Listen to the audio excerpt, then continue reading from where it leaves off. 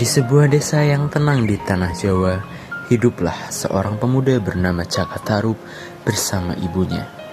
Sejak ayahnya wafat beberapa tahun silam, hanya ibunya lah tempat ia bersandar dan belajar tentang kehidupan. Mbak Yu, aku sudah melihat kau menyapu sejak subuh. Istirahatlah sebentar. Selagi masih mampu, aku ingin tetap bergerak. Tarub kini sudah dewasa, jangan kau sembunyikan lelahmu darinya. Seorang ibu tidak akan pernah benar-benar merasa lelah untuk anaknya. Setiap hari, sebelum matahari sepenuhnya meninggi, sang ibu telah terjaga. Ia menyapu halaman, merapikan rumah, lalu menimba air dari sumur untuk persediaan sehari-hari. Meski usianya tak lagi muda, tanggung jawab tetap ia jalani dengan penuh ketekunan.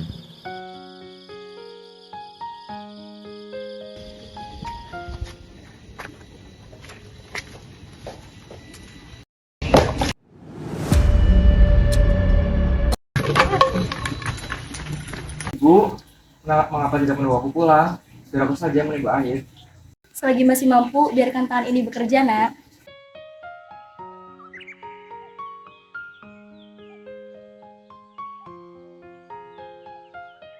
Aku sudah dewasa, Ibu. Biar aku saja yang mengerjakan. Anakku, kedewasaan bukanlah tentang kuatnya tenaga, tetapi tentang lurusnya hati. Ingatlah selalu, jangan pernah mengambil yang bukan milikmu, dan jangan pernah memulai kebahagiaan dengan kebohongan. Apapun yang terjadi, kejujuran harus tetap kau pegang.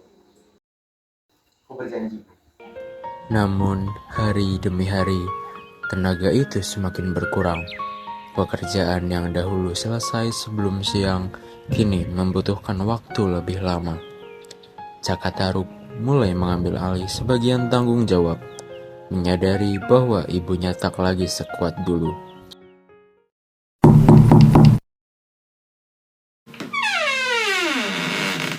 Tarub, ibumu terlihat lelah. Bu bawakan jamu hangat untuknya. Terima kasih, Bu. Jaga ibumu baik-baik, Tarub, selagi masih ada waktu. Baik, Bu. Musim berganti, langkah sang ibu semakin pelan. Ia lebih sering duduk beristirahat daripada berdiri bekerja. Caka Tarub kini sepenuhnya menggantikan peran yang dahulu dipikul oleh ibunya. Ia terlihat semakin dewasa sejak ayahnya sudah tiada. Kesedihan memang mempercepat kedewasaan. Suatu malam yang sunyi, ketika angin berembus lembut menyentuh dinding-dinding rumah kayu itu, sang ibu memanggil putranya. Tarub, sini, nak. Iya, Ibu.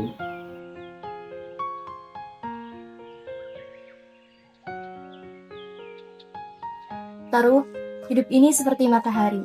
Ia terbit, bersinar, lalu tenggelam pada waktunya. Jika suatu hari ibu tidak lagi di sisimu, janganlah engkau merasa sendirian. Doa ibu. Ibu bicara soal akan pergi jauh saja. Setiap yang hidup pasti akan kembali kepada Yang Maha Kuasa.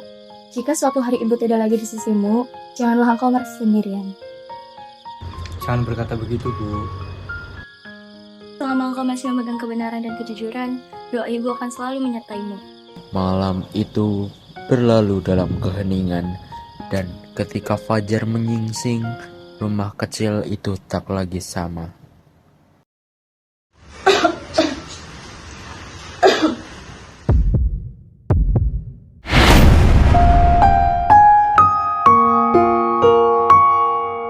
Sang ibu telah tiada.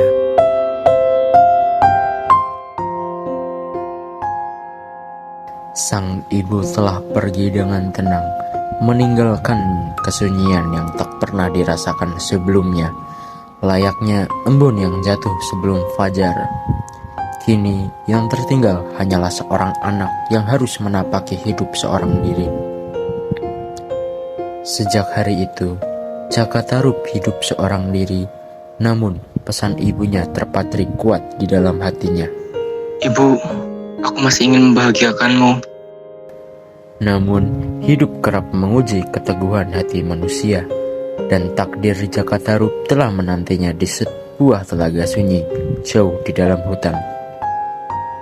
Beberapa waktu setelah kepergian ibunya, Caka Tarub semakin sering masuk ke hutan. Ia berburu bukan hanya untuk memenuhi kebutuhan hidup, tetapi juga untuk mengusir kesunyian yang menyelimuti hatinya.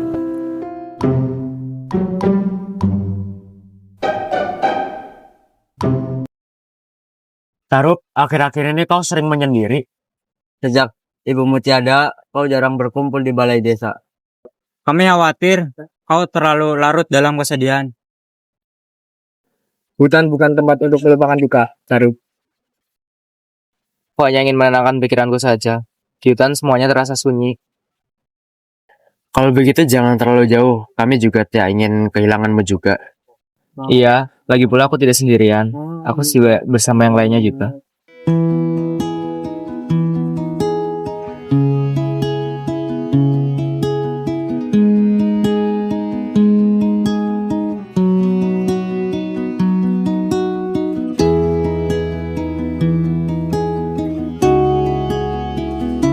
Tarup, kau ingin pergi berburu lagi? Benarnya aku hanya ingin mencari rusa, tapi aku mendengar suara aneh dari arah sana. Tarup, hutan ini terlalu dalam, berbahaya jika sendiri. Kami dengar ada telaga aneh di bagian sumber hutan. Ah, sudahlah. Kalian duluan saja. Aku akan melihat ke arah telaga sana. Langkah demi langkah membawanya lebih jauh dari biasanya.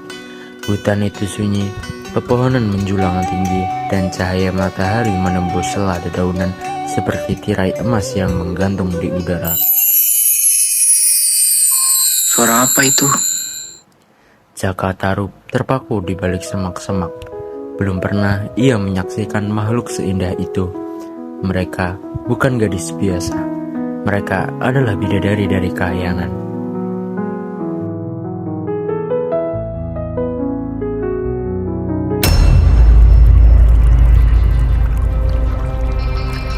Apakah ini mimpi? Makhluk apakah mereka? Begitu anggun dan bercahaya.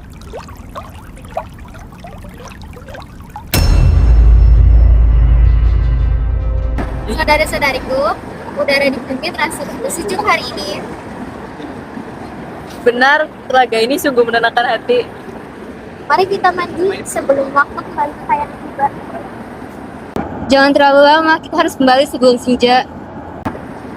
Airnya begitu jernih, seakan menyimpan rahasia alam. Aku merasa damai berada di sini. Semoga tak seorang pun mengetahui keberadaan kita. Ibu pernah berkata, jangan mengambil yang bukan milikmu. namun jika aku mengambil salah satu selendang, mungkin salah satu dari mereka akan tinggal. Satu keputusan kecil yang kelak akan mengubah jalan hidupnya selamanya.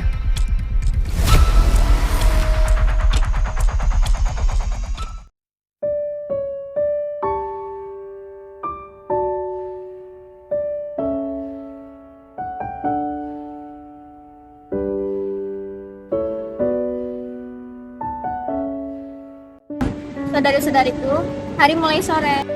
Mari kita kembali ke kayangan. Ayo, kenakan selendang kalian. Semoga Tuhan yang melihat kita. Tunggu, di mana selendangku? Bukannya tadi kamu meletakkannya di sini. Carilah kembali. Waktu kita hampir habis. Aku tidak menemukannya. Bagaimana mungkin ini terjadi? Satu persatu, keenam bidadari lainnya memandang Nawang Wulan dengan cemas. Namun, waktu tak dapat menunggu. Maafkan kami, Nawang Wulan. Kami harus kembali sebelum gerbang kayangan tertutup. Jagalah dirimu dengan baik-baik. Semoga takdir melindungimu.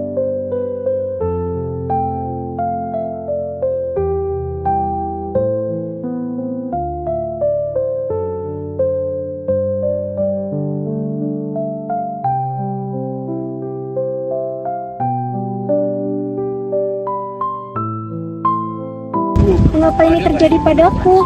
Tanpa selendang itu, aku tidak dapat kembali ke kayangan.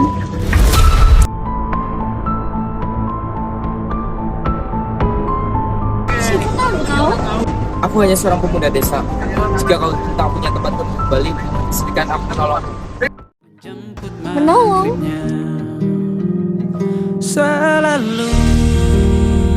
Waktu berlalu, Nawang Wulan akhirnya menerima tawaran Jaka Tarub untuk tinggal di desa itu. Hari-hari yang semula terasa asing perlahan berubah menjadi kebiasaan dan pada akhirnya mereka menikah. Istri Jaka cantiknya bukan main. Benar, seperti bukan gadis desa. Ya, gerak-geriknya halus sekali. Aku pernah melihatnya berjalan di pagi hari seperti melihat cahaya. Tapi dia jarang bergaul dengan kita. Tarub beruntung sekali ya. Ya, tapi menurutku ada sesuatu yang berbeda dari istrinya ini. Apapun itu, semoga Tarub menjaga rumah tangannya baik-baik. Rumah sederhana itu kini kembali terasa hidup. Namun, kebahagiaan yang dibangun di atas rahasia selalu menyimpan bayang-bayang. Nawang Wulan, sejak kamu hadir, rumah ini tak lagi terasa sunyi. Aku hanya berusaha menjalani takdir yang kini menjadi bagian dari hidupku. Aku berjanji akan menjagamu. Kehidupan mereka semakin lengkap ketika seorang anak lahir di tengah keluarga kecil itu. Seorang bayi perempuan yang sehat dan membawa kebahagiaan baru di rumah tersebut. Tenanglah anakku, ibu di sini. Ia semakin hari semakin mirip dengan Semoga ia tumbuh menjadi anak yang baik. Tidurlah nak, ibu akan menyiapkan makanan. Setiap kali memasak, Nawang Wulan hanya menggunakan 1 butir beras. Ia menutup periuk rapat-rapat dan tidak memperbolehkan siapapun membukanya sebelum waktunya.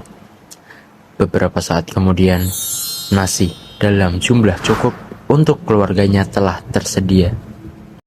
Persediaan padi kita belum juga berkurang. Selama kita tidak berlebihan, semuanya akan cukup. Aku bersyukur atas itu. Aku ingin mengambil air ke sungai. Tolong jaga anak kita. Baik, aku akan menjaganya. Dapur kini kosong. Periuk tertutup rapat di atas tungku. Jaka Tarub berdiri memandangnya. Bagaimana mungkin beras di periuk ini cukup untuk kita semua? Aku hanya ingin memastikan. Hah?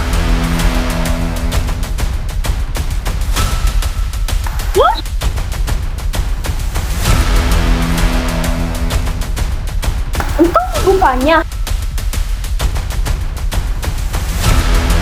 Aku hanya ingin tahu, aku tidak bermaksud merusaknya. Aku sudah memintamu untuk tidak melakukannya. Sekarang, aku tidak bisa lagi menggunakan kemampuanku. Maafkan aku tidak akan menyangkal akibat Jaka sebesar ini. Sudahlah, lagi pula ini sudah terjadi.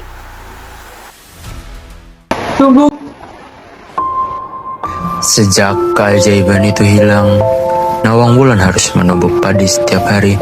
Persediaan di lumbung semakin berkurang. Pada suatu pagi, ketika ia hendak mengambil sisa padi terakhir, tangannya menyentuh sesuatu yang berbeda. Ini apa?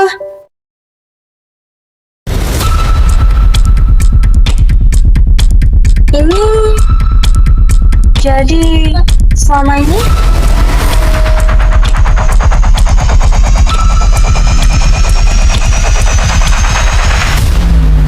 Nawang Wulan, apa yang kau temukan?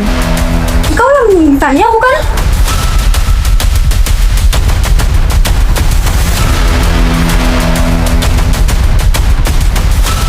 Semoga ia tidak membukanya. Aku takut kehilangan. Karena itulah kau mengambil hakku dan kau membiarkanku hidup tanpa mengetahui kebenaran. Aku mencintaimu. Aku hanya ingin kau tetap tinggal. Kebenaran yang selama ini tersembunyi akhirnya terungkap. Kepercayaan yang telah retak kini benar-benar hancur. Anakku, engkau adalah bagian dari hidupku. Namun, ibu juga memiliki asal dan kewajiban yang tidak bisa ibu ingkari. Apa kau akan tulis sekarang? Aku tidak dapat tinggal di bumi lagi. Tetapi, dengarkan baik-baik. Pada setiap malam bulan purnama, ketika bulan bersinar penuh di langit, bawa anak-anak kita ke halaman rumah atau ke tempat yang terbuka. Aku akan menemuinya. Itu janjiku sebagai seorang ibu. Apakah tidak akan ada kesempatan untuk memperbaikinya? Kepercayaan yang dilanggar sulit untuk kembali seperti semula. Jagalah anak kita dengan baik. Semua ini salahku. Aku akan menjagamu. Jaka Tarub kini kembali sendiri. Ia kehilangan perempuan yang dicintainya karena satu keputusan yang ia buat sendiri. Yang tersisa hanyalah penyesalan dan tanggung jawab membesarkan anak mereka. Ibumu mungkin telah pergi, tapi cintanya ada padamu, dan aku akan menjaganya. Demikianlah kisah Jaka Tarub dan Nawang Wulan, sebuah cerita tentang cinta, kepercayaan, dan akibat dari sebuah tindakan. Jemput maghribnya selalu